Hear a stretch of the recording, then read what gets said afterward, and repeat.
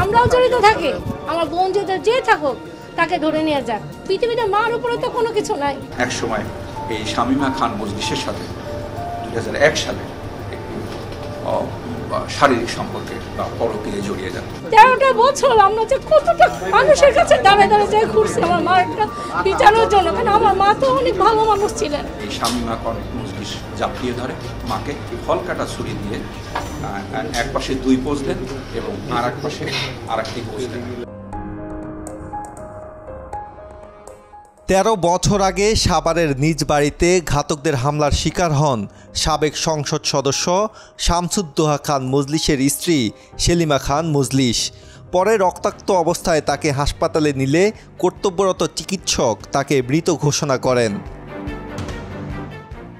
2011 সালের 14 জুন চাঞ্চল্যকর এই হত্যাকাণ্ডের আত্মহত্যা বলে তদন্ত প্রতিবেদন জমা দিয়েছিল পুলিশের অপরাধ তদন্ত বিভাগ সিআইডি।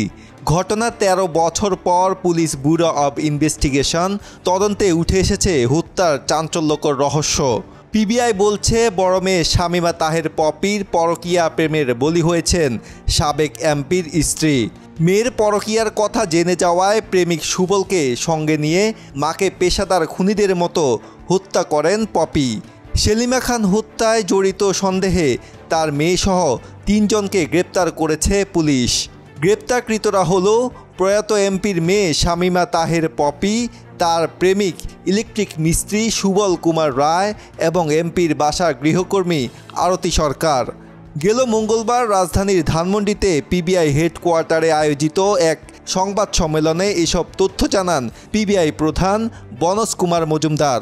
পিবিআই বলছে বড় মেয়ে শামীমা তাহের পপির পরকীয়া প্রেমের বলি হন সেলিনা খান মজলিস। মেয়ের পরকীয়ার সম্পর্কের কথা জেনে যাওয়ায় প্রেমিক বৈদ্যুতিক মিস্ত্রি সুবল কুমার রায়কে সঙ্গে নিয়ে মাকে হত্যা করেন পপি। পরকীয়ায় জড়িয়ে যাওয়ার বিষয়টি 2005 সালে জানাজানি হবে। বনজ কুমার মজুমদার বলেন, সেলিমা খান মজলিসের বড় মেয়ে পপি তার স্বামীকে নিয়ে নিচতলায় বসবাস করতেন। সেখানে সুবল নিয়মিত যাতায়াত করতেন।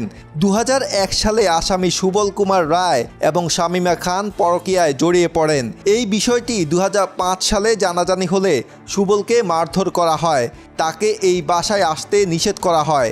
2008 সালে সুবল কুমার রায় বিয়ে করেন। 2011 সাল থেকে তিনি আবার বাসায় যাতায়াত শুরু করেন। এই যাতায়াত দেখে ফেলায় সুবল ও শামীমা তাহের পপি মিলে সেলিমা খানকে হত্যার উদ্দেশ্যে হামলা করেন। পরকীয়ায় জড়িয়ে যাওয়ার বিষয়টি 2005 সালে জানাজানি হলে একসময় তাকে মারধর করা হয় বা তাকে অপমান করা হয় এবং সে ওই বাসার থেকে চলে যায় এবং তাকে বলা হয় সে আর এইদিকে আসবে না, সে আর যেতেন না। 2008 সালে এই আমাদের সুবল কুমার রায় বিয়ে করেন এবং সে তিতু হন, বাট 2011 সাল থেকে আবার সে ওই বাসায় যাওয়া আসা শুরু করেন। সেলিমা খান মজলিস ছাদে উঠেছিলেন, উনি দোতলায় থাকেন, পায়চারি করতেন। তখন দেখেন যে সুবল চুপে চুপে এই বাড়ির দিকে আসছে। তখন তিনি সুবলকে উচ্চস্বরে চিৎকার করে বলেন যে তুই আবার এই দিকে আসছো, তো এখন করে ফেলব।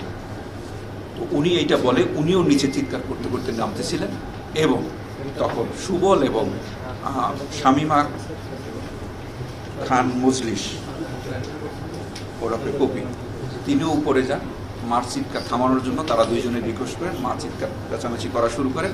তখন পিছন থেকে তাকে সামলানোর জন্য এই শামীমা খান মজলিস জাপিয়ে ধরে মাকে। আর তখন সুবলের ভাষ্য হলো তিনি আতঙ্কিত হয়ে পড়েন।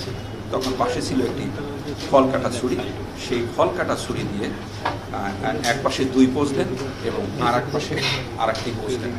পোজ দেওয়ার পর তখন দেখেন যে মরে নাই বা উনি তখনও চিৎকার করতেছে। তখন তার মাথায় হলো সে তো ইলেকট্রিক মিস্ত্রি, সে সেইটি ভালো জানে।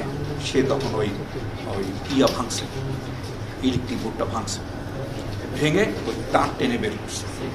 তার টেনে বের করে ওই ইলেকট্রিক শক দিচ্ছে, যেটি পোস্টমর্টেম বা কোথাও আসেনি। এ ঘটনায় সুবল, শামীমা তাহের পপি এবং বাড়ির সেই সময়কার গৃহকর্মী আরতি সরকারকে গ্রেপ্তার করেছে পিবিআই। আজহারুল ইসলাম, বাংলাদেশ প্রতিদিন।